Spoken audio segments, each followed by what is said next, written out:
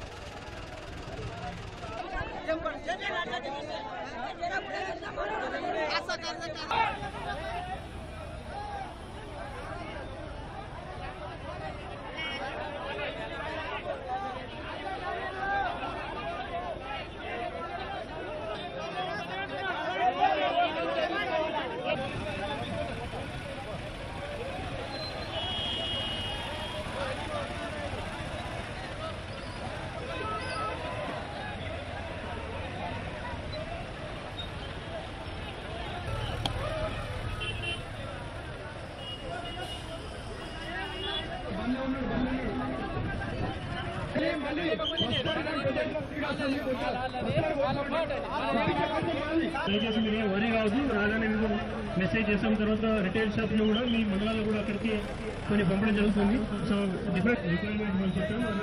ఈ సారి వస్తే ఇలా కొంత ఎక్కువగా ప్రయత్నం చేస్తున్నాం.